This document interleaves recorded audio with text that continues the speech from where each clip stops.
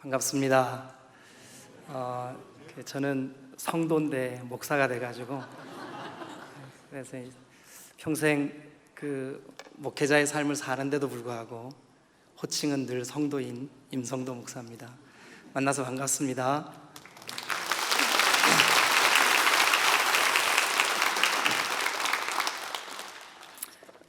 우리 성경은 아까 같이 읽으셨으니까 잠깐 제가 기도하고 오늘 하나님의 말씀 함께 보도록 하겠습니다. 기도하시겠습니다. 살아계신 하나님,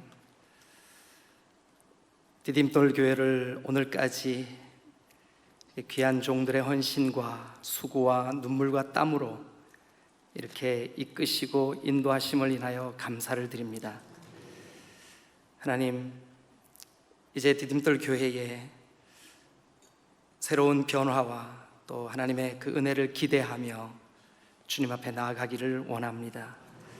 성령 하나님, 우리는 연약하고 우둔하지만 주님이 우리의 주인이시니 주님 원하시는 아름다운 교회로 성숙되고 자라가게 하여 주옵소서.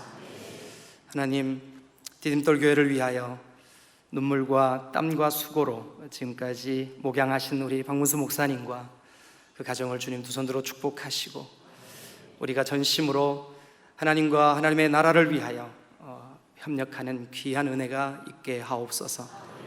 오늘 특별히 직분자들의 헌신 예배로 주님 앞에 올려드리고자 합니다. 하나님, 직분자들 가운데 주님 성령의 기름 부으심이 충만케 하옵소서. 그래요, 오늘 이 헌신 예배가 단순한 예배가 아닌 진정으로 헌신하는 시간, 헌신하는 귀한 예배 되게 하여 주옵소서. 감사드리며 예수님의 이름으로 기도하여 싸움나이다. 아멘. 아멘.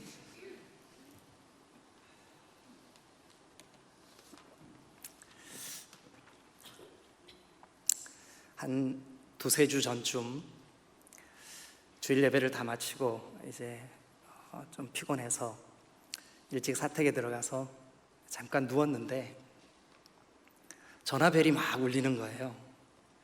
그래서 누군가? 그래서 이제 전화기를 이렇게 봤더니 모르는 번호가 이렇게 전화가 왔어요. 그래서 모르는 번호인데 받을까 말까.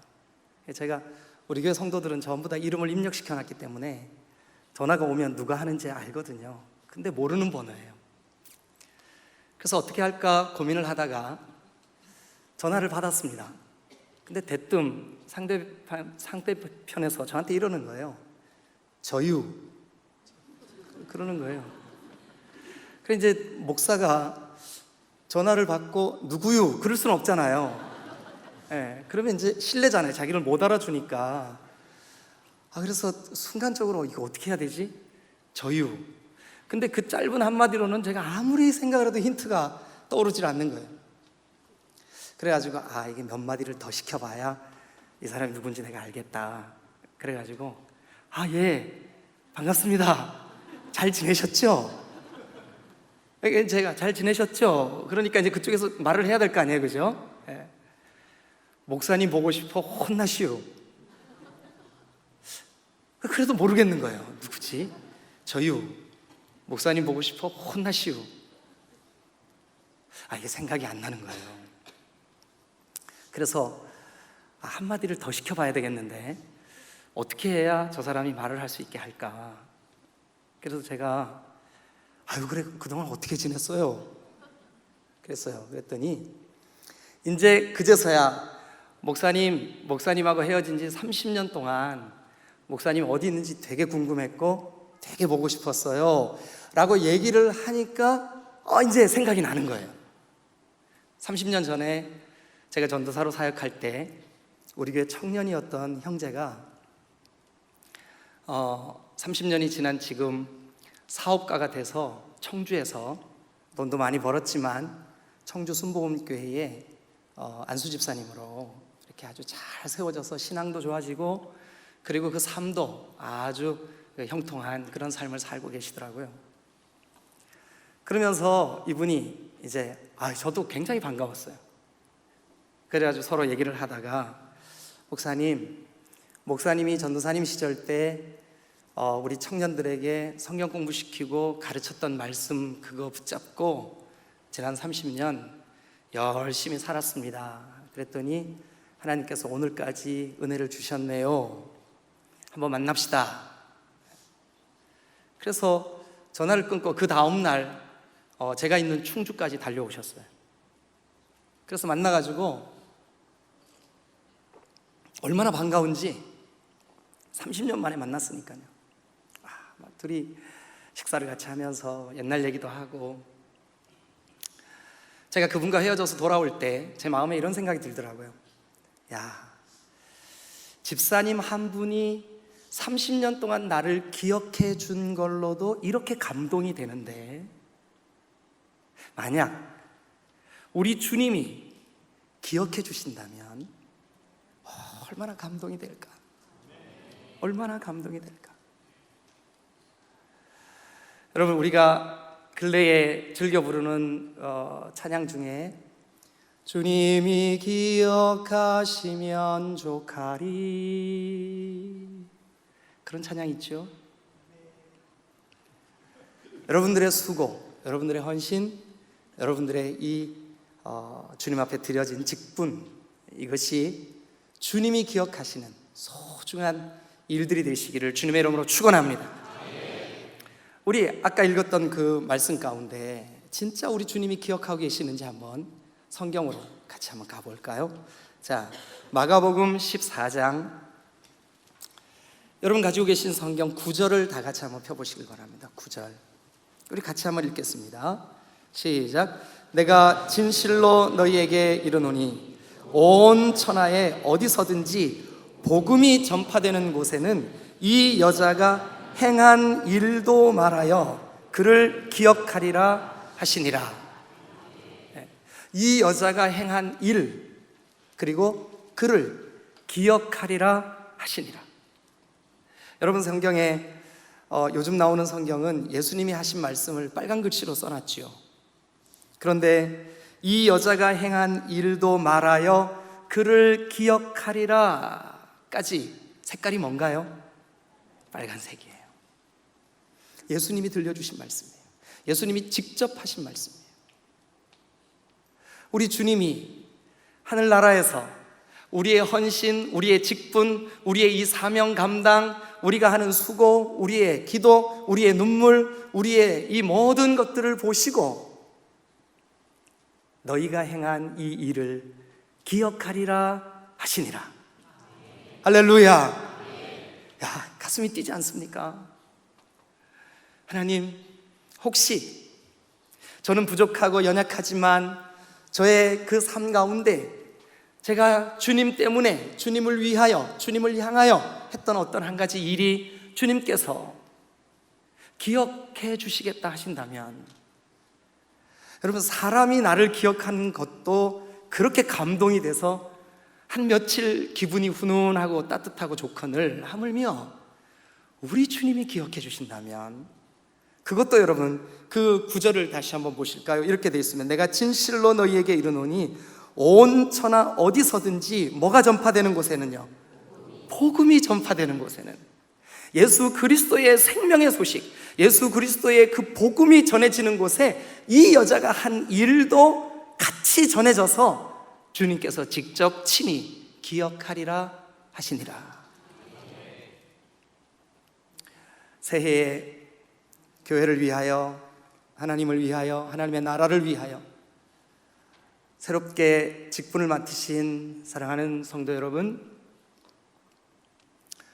여러분들이 진정으로 주님께 기억되시고 싶다면 어떤 헌신을 주님이 기억해 주실까요? 우리가 어떻게 헌신할 때 주님이 복음이 전파되는 곳에 그들이 행한 그 일, 그 헌신, 그 수고 내가 기억하리라. 도대체 이날 있었던 이 헌신이 어떤 헌신이었길래 주님이 그렇게까지 축복해 주시고 기억해 주시고 말씀해 주실까요? 오늘 저는 이 본문 안에서 저와 여러분들이 오늘 헌신 예배를 드리면서, 저도 직분자요, 여러분들도 직분자요, 사실 우리가 특별한 어떤 일을 맡았기 때문에 직분자가 아니라 예수 믿고 구원받은 우리 모두에게는 복음이 맡겨진, 복음 전도의 삶을 살아야 하는 뿐만 아니라 주님의 거룩한 피로 값을 주고 사신 교회를 위하여 헌신하고 수고해야 될 직분자들인 줄로 믿습니다. 그럼 우리 모두에게 이것이 적용되는 그런 말씀이에요. 우리 모두에게. 여러분 중에 아유 나는 직분자가 아니니까, 나는 올해 직분을 안 맡았으니까, 아니요. 아유 나는 이제 나이가 들어서 은퇴했으니까, 아니요. 주님이 부르셔서 주님 앞에 서는 날까지 저와 여러분 모두는 직분자들인 줄로 믿습니다. 특별히 이제 새해인 2020년에는 여러분들에게 직임이 주어져서 직분자로 이렇게 세워졌습니다. 그런데 기왕이면 이 한 해 저와 여러분들의 헌신과 수고가, 자 여러분 이 성경에 보니까 이 여자가 행한 일도 말하여 그를 기억하리라 하시니라. 주님이 기억하리라 하신 헌신. 할렐루야.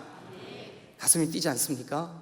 그래 맞아, 나는 작은 일이라고 여겼는데 주님이 기억해 주신다면 나 이 직분 기쁨으로 감당할 거야.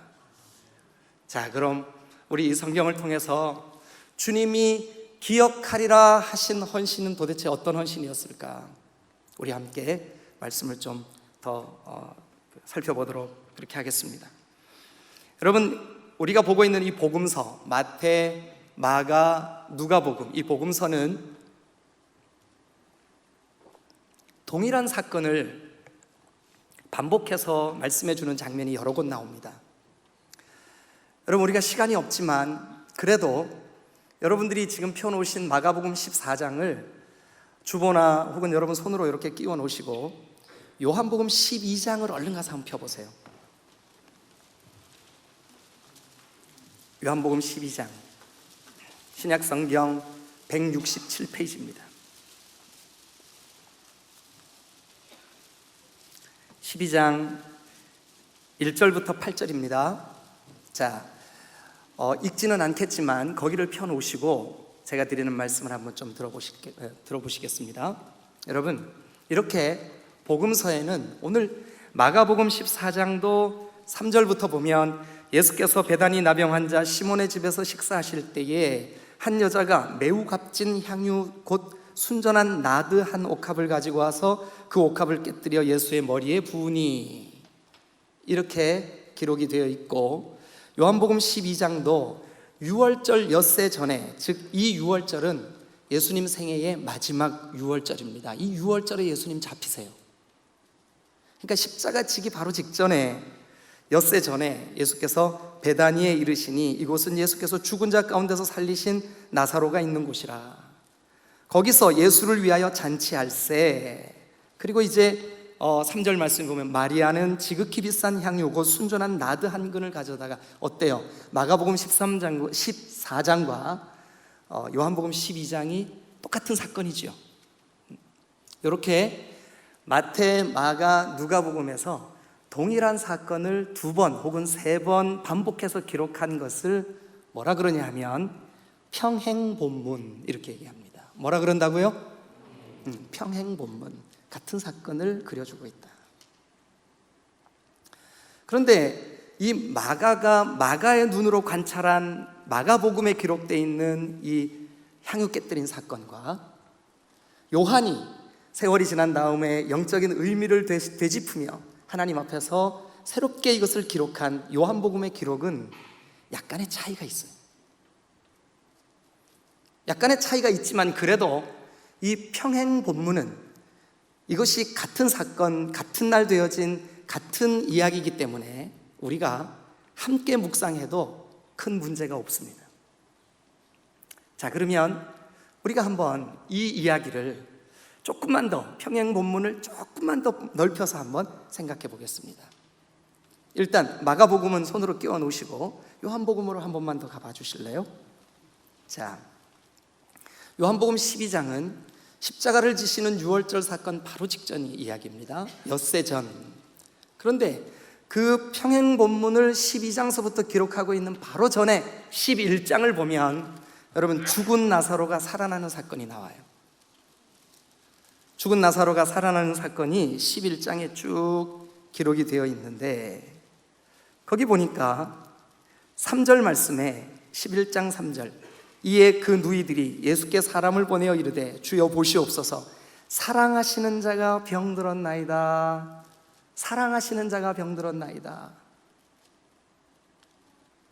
자, 여러분, 우리가 이 평행 본문으로 이 두 본문을 종합해 볼 때, 오늘 본문에 등장하는 마가복음 14장과 요한복음 12장에 등장하는 이 인물들이 예수님과 어떤 관계에 놓여 있는 사람들이냐 하면 사랑하는 관계에 놓여 있는 사람들이에요. 예수님은 나사로와 마리아와 마르다를 사랑하셨고, 나사로와 마리아와 마르다는 예수님을 너무너무 사랑했어요. 성경이 그렇게 말씀해 주고 있어요. 자, 그러면 이제 우리가 함께 봤던 마가복음을 조금만 더 한번 살펴보죠. 마가복음 14장으로 한번 가보세요. 예수께서 베다니 나병 환자 시몬의 집에서 식사하실 때 한 여자가, 아까 요한복음에서는 그 여자가 누구래요? 마리아예요.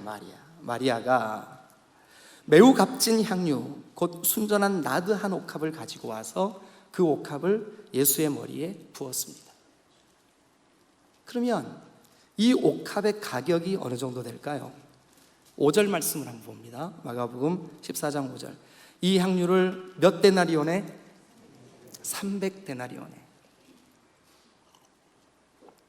여러분 중에 수학이 빠른 분은 얼른 한번 계산 좀 해봐 주실래요? 한 데나리온은 장정이 하루 받는 품삯입니다. 우리 요즘 장정들이 얼마 받는지 제가 자세히는 모르겠지만 한 10만 원이라고 생각하고 300데나리온, 현대의 가치로, 현대의 이 원화로 환전하면 얼마 정도 갈까요? 예, 역시 계산이 빠르시군요. 3천만 원. 지금부터 2000년 전입니다. 신분과 계급이 뚜렷하고, 그리고 여자들은 사회활동이 지극히 제한된 시대에 마리아가 3천만 원을 깨뜨려버려요. 상식적으로 이게 잘 납득하기 어려운 이야기예요. 그런데 그렇게 했어요. 어떻게 그렇게 할 수 있었을까? 제가 예를 들어 볼게요. 저는 이제 아들 하나, 딸 하나, 둘 다 이제 대학을 졸업했는데, 우리 딸아이가 여기 옆에 있는 교원대학에서 교육학을 전공을 했어요. 근데 이 녀석이 임용고시에서 떨어졌어요. 그래가지고 지난 한 해 집에서 저희와 같이 생활하면서 이제 공부를 했는데, 하루는 딸이 너무 안 됐어 보이는 거예요, 제 마음에. 그래가지고 이제 저도 제 아내에게 용돈을 받아서 쓰는데, 제가 이제 제 스마트폰으로 이렇게 제 통장을 검색을 했더니 잔고가 한 50만 원 정도 되더라고요. 51만 몇천 원 이렇게 되더라고요. 그래서 딸아이 몰래 얼른 딸아이 통장으로 50만 원을 이체를 시켰어요. 그리고 카톡에다가 사랑하는 딸 힘내, 친구들이랑 데이트할 때 또 커피 마실 때 쓰라고 용돈 보냈어, 하트 빵빵. 보내고 났는데 제 마음이 흐뭇한 거예요. 너무 좋은 거예요. 힘들어하는 우리 아이. 지금 다른 아이들은 임용이 돼가지고 학교에 근무하면서 선생님 하는데 임용에 떨어져서 가슴 아파하면서, 그것도 아빠에게 와가지고 이렇게 함께 생활을 하는 저 아이.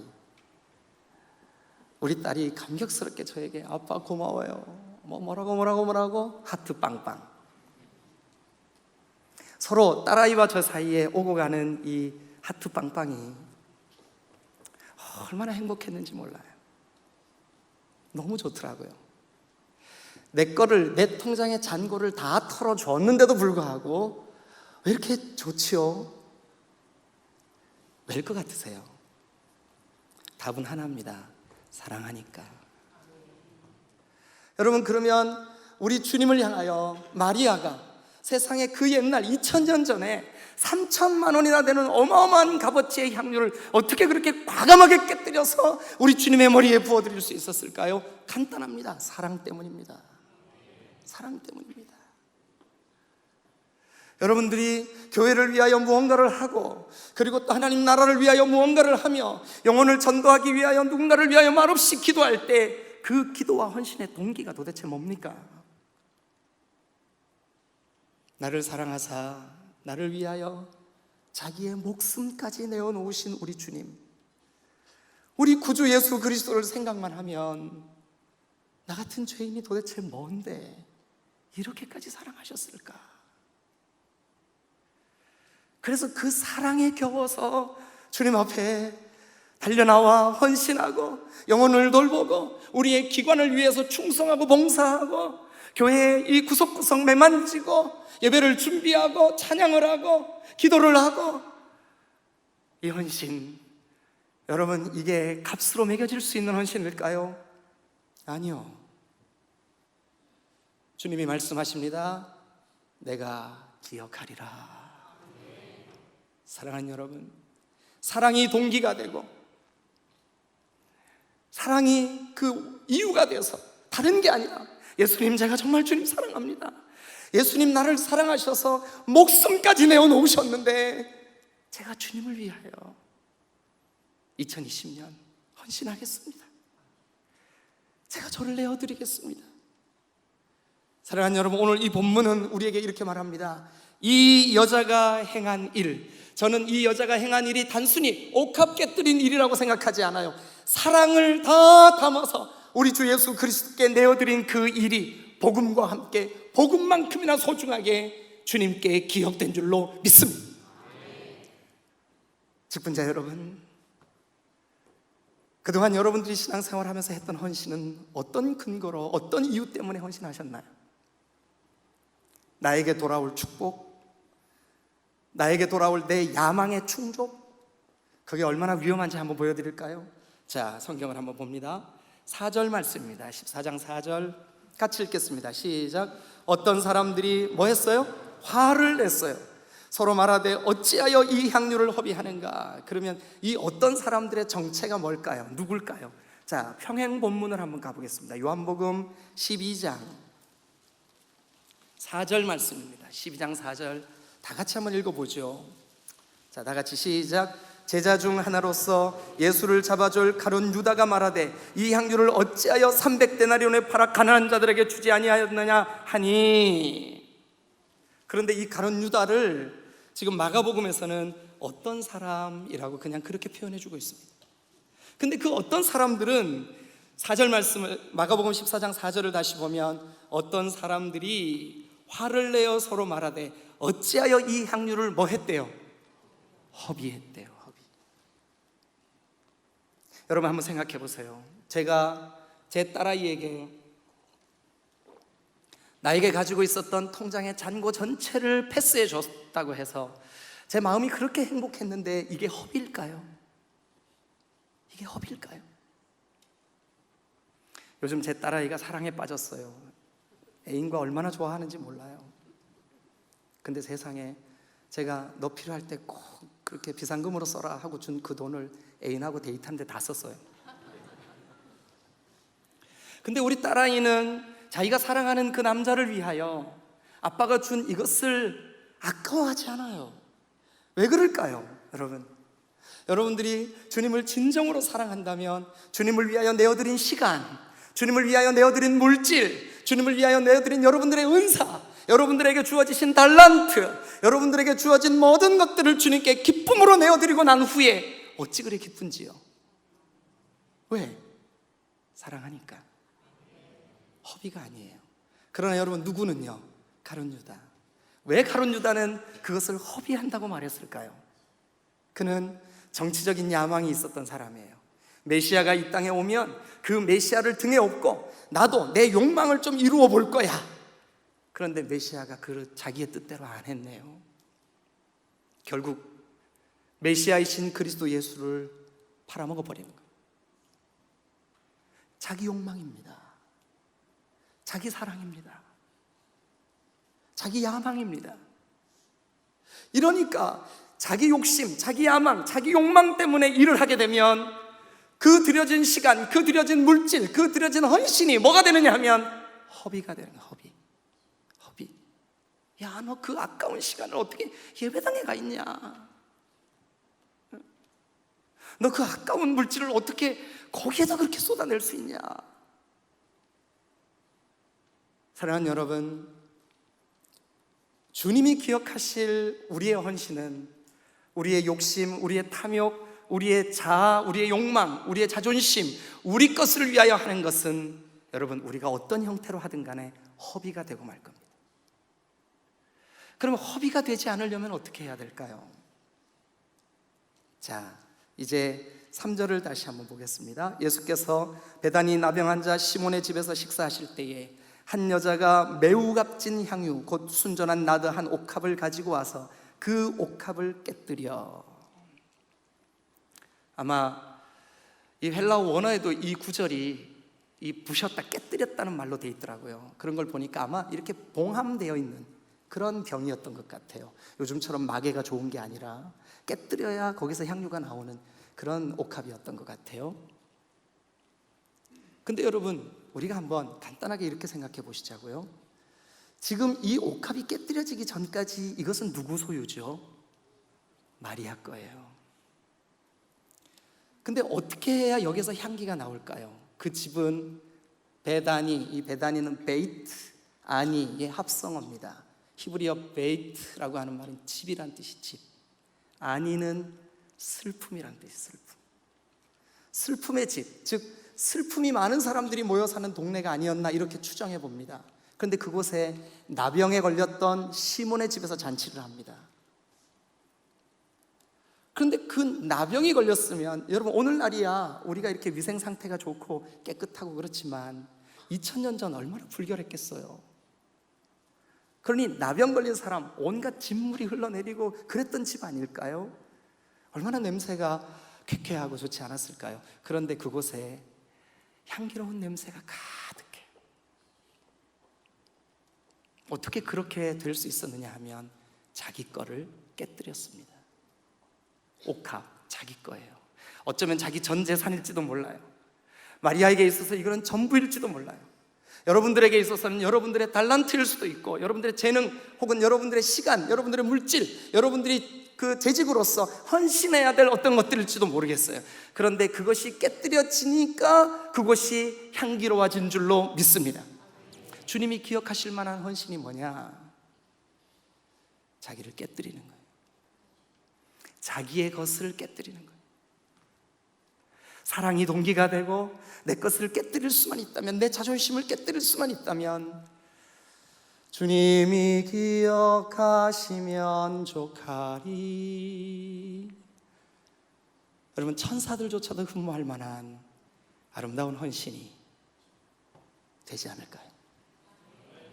2020년 여러분들의 헌신이 사랑이 동기가 되고 자기 자신을 힘있게 깨뜨릴 수 있는 여러분 되시기를 주님의 이름으로 축원합니다.